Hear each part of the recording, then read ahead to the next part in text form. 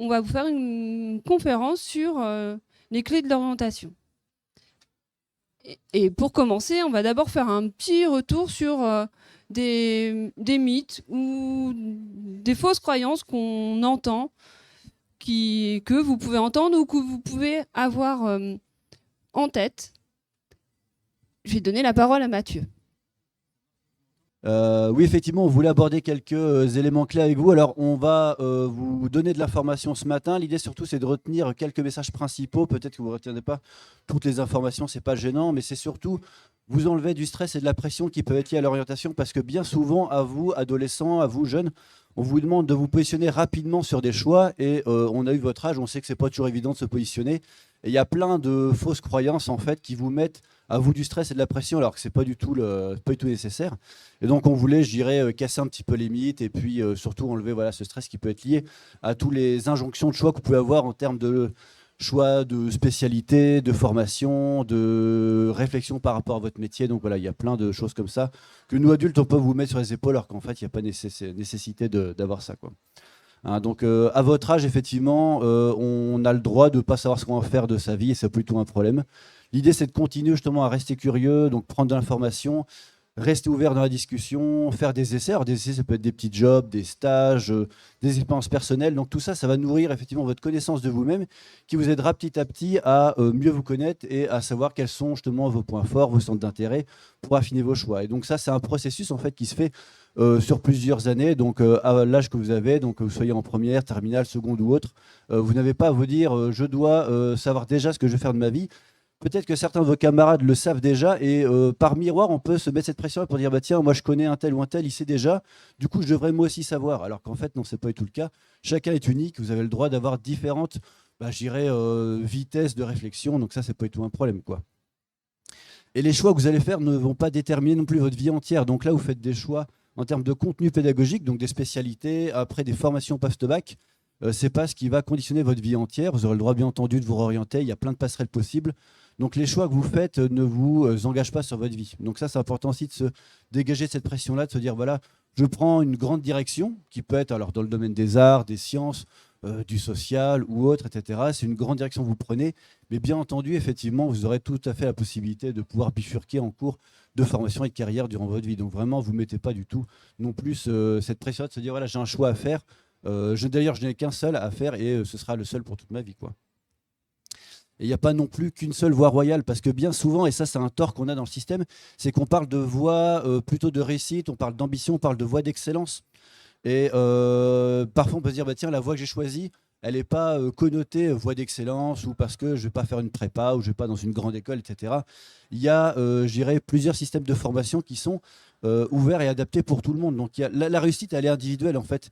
Si vous-même, vous êtes en accord avec qui vous êtes, vos valeurs, vos centres d'intérêt, et si vous vous sentez épanoui, vous pouvez dire, bah oui, effectivement, les choix que je fais, ils sont bons pour moi, vous serez nécessairement en réussite. En fait, il n'y a pas l'obligation d'être dans tel système ou telle école ou tel diplôme, en fait, pour se dire je suis en réussite, ou au contraire, je suis en échec.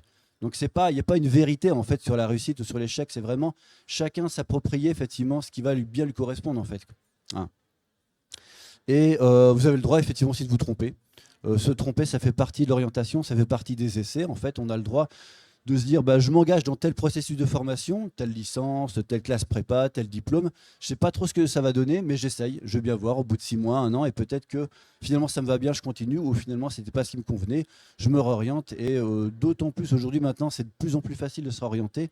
Il y a beaucoup de passerelles qui existent. On pourra le voir effectivement à partir de petits exemples de parcours d'élèves, je dirais, dans la conférence. Là, on verra que c'est de plus en plus simple par rapport à ça, quoi.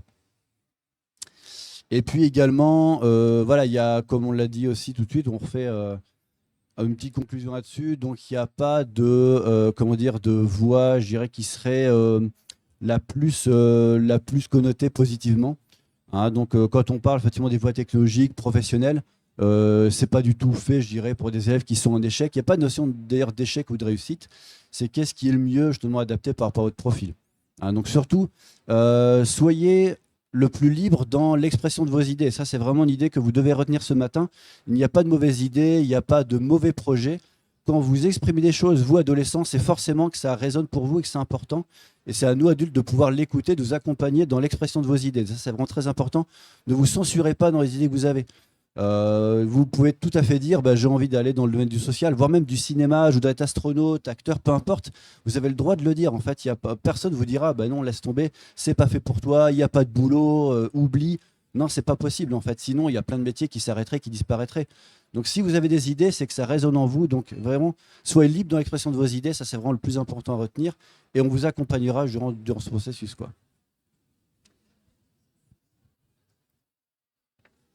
Alors, comme Mathieu vous l'a dit tout à l'heure, l'orientation, c'est un processus continu. Vous en apercevez bien, c'est un processus que vous avez commencé en fait dès la 6e et qui va vous accompagner progressivement jusqu'à la 3e, au lycée. L'année de seconde est importante aussi pour valider des choix de suite de formation. Et puis ensuite, en terminale, en première et en terminale, c'est effectivement le choix de l'enseignement supérieur qui arrive. Donc on est bien dans un processus continu tout au long de vos études. Alors ça passe par Parcours Avenir, ça passe par toutes les expériences que les établissements mettent à votre disposition. C'est l'emploi du temps aussi, des fois. Il y a du temps de travail dans chaque établissement avec vos professeurs principaux. Et petit à petit, on amène effectivement cette réflexion. Donc il faut vraiment prendre l'orientation comme un parcours d'apprentissage, un parcours d'apprentissage de nouvelles compétences en fait. D'accord ? Et donc lever un petit peu, comme disait Mathieu, la pression par rapport à ce choix, parce que chacun, effectivement, au fil des expériences, que ce soit la connaissance des formations, des parcours, la connaissance du monde économique et professionnel, et tout ça, ça va vous amener à mieux vous connaître, à mieux expérimenter en fait ce que vous, intérieurement, vous avez peut-être comme ressenti, et puis à l'exprimer au bout d'un moment et à réussir à faire des choix. Mais faire des choix, vos parents vous mettent peut-être un petit peu la pression, les profs aussi. Faire des choix, ça ne peut pas venir de quelqu'un d'autre, ça vient forcément de vous. Et là, il faut exprimer aussi, en parler, donner vos doutes aussi aux personnes ressources que vous avez autour de vous. Donc effectivement, sur les questions à se poser, on a effectivement quels sont mes centres d'intérêt, quelles sont mes expériences, est-ce que j'ai déjà fait des stages, est-ce que j'ai une vie associative, une vie sportive, est-ce que j'ai pris des responsabilités au sein de mon établissement, je suis déléguée de classe, je fais partie du conseil de vie du lycée, etc. Mes compétences, voilà, ça c'est compliqué quand on est collégien et lycéen. Ça devient un peu plus facile quand on est dans le supérieur, parce que déjà on a un petit peu plus d'expérience, donc on est un peu plus en capacité d'évoquer ses compétences. Et puis ensuite, Là, c'est quand on s'informe sur les formations, les questions qu'on peut avoir en tête, les questions à se poser. Voilà, et ça, c'est les questions à poser au sein aussi de la journée et du forum Odyssée. Vous avez plein de professionnels qui sont là à votre écoute et qui sont prêts à répondre à vos questions. Hein. Donc voilà, des questions sur les différents temps, sur les explications sur les formations. Donc on l'a dit, hein, c'est vraiment progressif. Ouais. En fait, à partir de la 3e, c'est le moment des premiers choix. Nous, on parle des premiers choix parce que les choix, il y en aura un peu tout au long de votre parcours et même dans votre vie d'adulte. On a l'impression que l'enjeu, c'est la 3e, mais en fait, il y a d'autres moments avec les familles de métiers, la seconde générale et technologique. En fait, les choix, ils se font au fur et à mesure. Et dans cette partie-là, on voulait vous donner un peu des exemples dans un domaine professionnel, montrant quelques parcours avec des expériences un peu différentes dans un même domaine. Donc, on va prendre quelques exemples. Là, on est sur différentes personnes qui ont fait des formations ou des stages dans le domaine de l'immobilier. Mais elles n'ont pas forcément le même parcours d'origine. Mathieu, est-ce que tu veux bien nous parler de Pauline rapidement, parce que le temps file à une vitesse... Effectivement, on a commencé un petit peu en retard et puis le temps file. Donc là, on a choisi de prendre des exemples qu'on avait dans des brochures ONICEP, des exemples de parcours d'étudiants. L'idée, c'est de montrer que c'est grâce à ce parcours, qui d'ailleurs pouvait parfois ne pas être forcément linéaire, que les étudiants se sont trouvés et ont, je dirais, identifié vraiment leurs préférences. Donc là, on a l'exemple effectivement d'une élève qui avait fait un bac général et qui est partie. Alors à l'époque, c'était le DUT en 2 ans, mais là, effectivement, on a marqué BUT. C'était sur la technique de commercialisation, donc une formation universitaire avec des cours et puis des stages en entreprise. Aujourd'hui, elle peut se faire également en alternance en 2e, 3e année pour ceux qui le souhaitent. Et donc cette jeune-là, effectivement, a découvert les métiers de l'immobilier, grâce à ces stages qu'elle avait en DUT. Et ensuite, elle a poursuivi avec une licence pro qu'elle a réalisée en alternance et également un master aussi dans le domaine de l'immobilier et de la gestion de patrimoine. Donc en fait, ce qu'elle exprimait, cette jeune-là, c'est que c'est vraiment les expériences sur le terrain qui lui ont permis d'affiner plus précisément les activités et le type de métier qui pourrait vraiment lui correspondre. Donc c'est vraiment en situation qu'elle s'est découverte et qu'elle a révélé tout son potentiel en fait.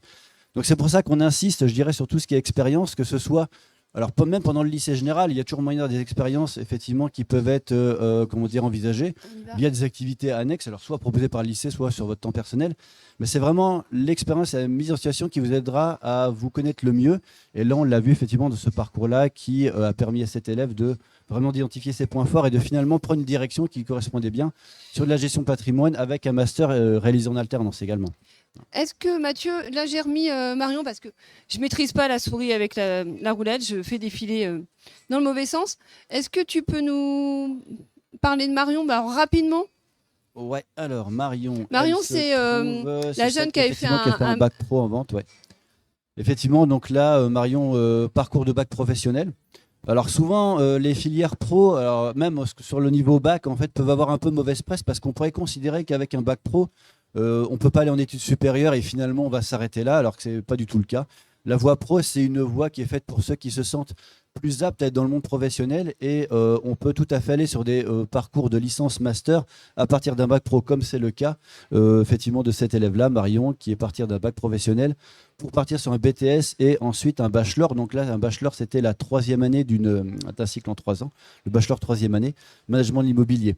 Donc effectivement, on voit bien que c'est l'expérience, c'est le type de formation, si on disait tout à l'heure en introduction qu'il y a plusieurs voies pour chacun, là c'est cette voie qui a permis à Marion d'être en réussite, la voie de l'alternance et la voie professionnelle en fait, qui a permis d'aller relativement loin et de trouver effectivement ce qui correspondait bien, quoi.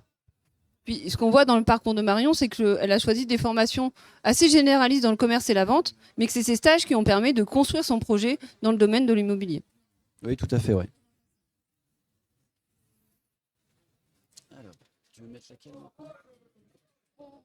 Pauline, c'est en adjoint. Le temps passe assez vite, donc Nathalie, est-ce que Non, même 2. Dans le domaine du paramédical, le paramédical, c'est tous les métiers qui sont autour des métiers médicaux qui vont être médecins, pharmaciens, maïoticiens. Et donc infirmier, aide-soignant. Alors là, on entre dans le paramédical, qui a tout ce qui est en lien avec le soin et la santé. Ouais. Donc on vous prend 1 ou 2 exemples. Donc Sydney. Voilà, donc Sydney, lui, il a commencé par un bac pro ASSP, accompagnement, soins et santé à la personne, parce qu'il aimait bien le soin. Il avait fait un petit stage en 3e dans un EHPAD, ça lui avait plu. Et donc, il a fait son bac pro et ensuite grâce à ses stages en bac pro, il a découvert effectivement l'environnement des maisons de retraite et l'environnement hospitalier, et puis la poursuite de sa formation, ça a été de rentrer dans un diplôme d'état d'aide-soignant où là effectivement il a continué à affiner ses expériences et à faire le choix effectivement de continuer à travailler dans cette dynamique-là et dans ce secteur du soin. Et puis, un autre exemple qui est Tom. Donc Tom, lui, il a fait un bac technologique, sciences et technologies de la santé et du social. Donc ce bac techno, il est vraiment ouvert sur 2 types de voies. Donc la santé, dans les métiers du paramédical, et puis tout l'environnement des métiers du social. Et ça, c'est vrai que c'est souvent des environnements que des élèves n'ont pas l'habitude de côtoyer. et n'ont pas forcément la présence d'esprit d'aller dans cet environnement-là. C'est tout l'environnement des éducateurs, des assistantes sociales, etc. Et pareil, la découverte un petit peu de ces environnements-là, ça lui a permis de faire le choix d'un BTS en diététique, qui est un BTS effectivement en 2 ans où il y a beaucoup de sciences et ça lui plaisait. Et puis ensuite, il a continué effectivement et il s'est installé en libéral à la fin de son BTS. Rapidement, Solène. Alors Solène, elle a un bac général. Et puis, avec son bac général, elle va décider de rentrer d'abord parce qu'elle a une envie de peut-être faire de la maïeutique, c'est-à-dire de devenir sage-femme. Et puis, elle fait sa première année de sciences de la santé et à l'université pour effectivement poursuivre et peut-être dans les métiers du médical. Vous savez que c'est une filière qui est quand même très très longue et où à la fin de la licence, effectivement, on peut rentrer dans les métiers du médical cette fois-ci. Mais elle s'aperçoit, Solène, que finalement, ça lui plaît pas, que ça va être compliqué. Et donc, elle se réoriente sur un diplôme d'infirmière. Et parce qu'elle va découvrir aussi dans sa licence, peut-être faire un stage, découvrir des environnements différents. Et donc, elle se réoriente dans les métiers d'infirmière. Et comme c'est les enfants qu'elle apprécie, le travail auprès des enfants, le soin auprès des enfants, à la fin de son concours d'infirmière, enfin à la fin de sa formation d'infirmière, elle va passer le diplôme d'État d'auxiliaire de puériculture pour travailler en milieu hospitalier. Donc, elle aura cette double formation d'infirmière et de puéricultrice.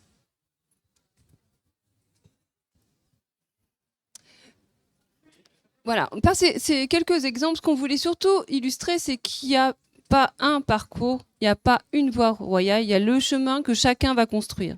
Et le chemin que chacun va construire, c'est en fonction de ce qu'on a dit, vos centres d'intérêt, ce qui vous motive, ce qui vous intéresse. On parlait de ce que vous vivez aussi dans vos expériences, les connaissances que vous allez faire dans le milieu de la formation, dans le milieu professionnel. C'est tout ça qui va effectivement vous aider à construire votre parcours. Et dans certains témoignages, illustrations qu'on a choisies, en fait, Tom, par exemple, il n'était pas forcément très fort en sciences. Mais c'est de se retrouver dans cette formation qui l'a motivé à s'accrocher et à devenir performant. C'est-à-dire que si faut se méfier des discours qu'on vous dit. Ce qui est important, c'est de réfléchir à ce qui vous motive, ce qui vous intéresse. Mais par contre, quand ça vous intéresse, il faut vous accrocher. Nous, on résume les clés de l'orientation comme on va citer 4 lettres. 3, il y en a 4 parce qu'il y a un S. On l'a dit tout à l'heure, l'importance de mieux se connaître et de réfléchir à ce qui nous motive, ses centres d'intérêt, quelles valeurs, quelle place vous voulez prendre dans la société, qu'est-ce qui vous tient à cœur à vous. Est-ce que c'est créer mon entreprise, inventer, être utile aux autres? Ce qui vous met peut-être un peu plus en difficulté, ce qui a travaillé, moi, c'est la prise de parole en public, par exemple. Ce qui est important aussi, c'est le lien avec les autres. On s'oriente pas, on construit pas son projet, son parcours de vie seul devant un ordinateur. Ça se passe par des rencontres comme il y a ici, par des stages, par discuter avec votre entourage, les amis. Il faut être assez curieux des parcours de chacun. Et quand on pose des questions un peu sur les parcours, on se rend compte qu'en fait, il n'y a pas une voie. En fait, souvent, il y a des rencontres, des stages, des expériences qui font que on construit son projet. Donc, ce qui est important, c'est d'explorer, d'aller découvrir, d'être curieux. Plus on a d'informations, alors parfois c'est déstabilisant, mais en fait, plus on est en capacité de comparer et de se décider. Et Mathieu l'a dit, Nathalie aussi, si on ne sait pas ce qu'on veut faire en troisième, en fait, c'est assez normal. Vous êtes encore jeune, et même après, parce que c'est au fur et à mesure qu'on construit son parcours en choisissant des enseignements qui nous intéressent.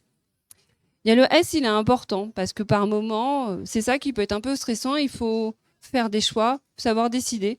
Alors des fois, pour décider, il faut réfléchir au plan A, plan B, et puis se projeter un peu sur ce qui pourrait se passer. Et en fait, il n'y a pas d'échec. Il Il n'y a pas de mauvaise décision à partir du moment où on a réfléchi à pourquoi on faisait cette décision, qu'est-ce qui déterminait cette décision. C'est ça qui est important, en fait, quand on sait pourquoi on décide, on est bien dans ses décisions. Mathieu, si tu veux. Effectivement, pour rebondir sur ce que tu disais, il n'y a jamais de temps perdu, donc vous avez le droit, après le lycée, de tenter, par exemple, une année, voire deux, d'une certaine formation. Et si vous vous réorientez, vous n'aurez pas perdu votre temps, ce n'est pas une année pour rien, c'est une année pendant laquelle vous aurez nécessairement acquis des connaissances, des compétences, et vous connaîtrez d'autant mieux que vous direz, voilà, effectivement, le choix que j'ai fait, peut-être que pour telle et telle raison, ce n'était pas le bon. Du coup, je me connais mieux, je me repère mieux, et je vais plutôt me réorienter sur telle ou telle voie de formation. Donc, vous ne perdrez jamais votre temps. Donc, ça, c'est important que vous l'ayez à l'esprit. Hein, même une année de réorientation, c'est vraiment pas un problème. C'est pas un souci du tout. Ouais. Je me tourne vers Alice parce qu'il nous reste pas longtemps. Juste rappeler, est-ce que tu as le petit plan ou pas? Un événement comme aujourd'hui, c'est vraiment à votre disposition pour vous permettre de vous renseigner, de tester, d'expérimenter, d'échanger, poser toutes les questions. C'est des moments. Là, dans cet espace, on réunit un nombre incroyable de professionnels, d'intervenants. Si vous vous posez des questions sur, je ne sais pas trop quoi faire, sur l'espace orientation, on a des tests d'orientation, des conseillers, des moyens de découvrir, de parler de formation, Cap sur le Sud pour l'enseignement supérieur, le village des compétences pour un peu identifier quelles sont les compétences pour prendre des initiatives, parce que là, c'est un peu ce qu'on a voulu vous montrer en fait. On s'oriente en se bougeant, en posant des questions, en étant curieux. Et le village des compétences permettra de vous aider à identifier ce que vous avez déjà comme compétences. Parce que vous en avez, quoi que vous pensiez. Et pour finir, le centre d'information et d'orientation, les psychologues de l'orientation sont présents dans vos établissements, collèges et lycées. Et on est aussi ouvert au public tous les jours et pendant les vacances scolaires. D'accord ? Donc n'hésitez pas aussi à venir chercher de l'information auprès de nous, dans les établissements ou au centre d'information et d'orientation.